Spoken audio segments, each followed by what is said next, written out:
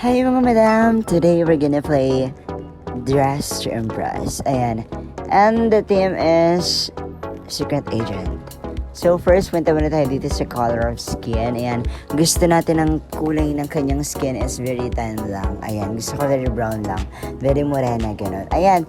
Dito ang pipiliin ko, I think, skirt ba? Okay, sige. Let's go with skirt. And then gusto ko yung color dito medyo gray, white, black, mga something. Wait, ang hanap tayo. Ayan. Wait, wala akong makita.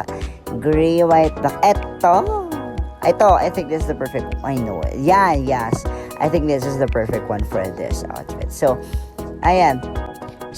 Fast forward. Ayan, pili lang tayo ng accessories na gagamitin natin. Since Secret Agent nga siya, kailangan natin ng eyeglass, kailangan natin ng cup. Ayan, mamaya pupunta tayo sa may, parang jacket, paghanap tayo. Ayan.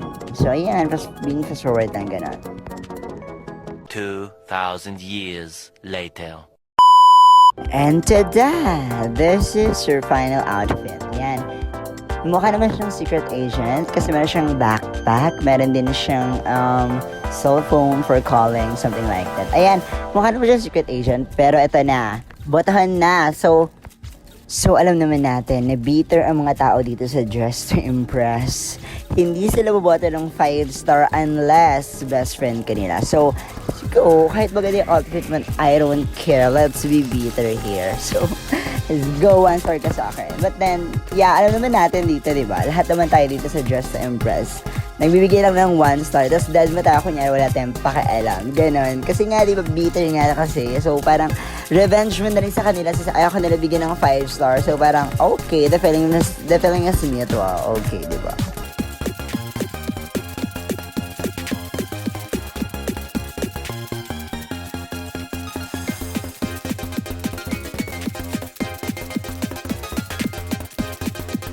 And yes, here comes the queen. Yan, this is my outfit. Ayan o. Maganda naman, di ba? Like, very Asian talaga. Like, naka-boots, naka-bag pa. Ayan. Very showcase ako. Ayan. Aura-aura lang ako eh. Pak, aura.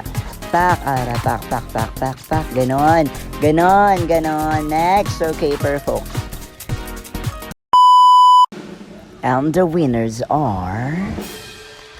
see, di ba? Hindi tayo nanalo.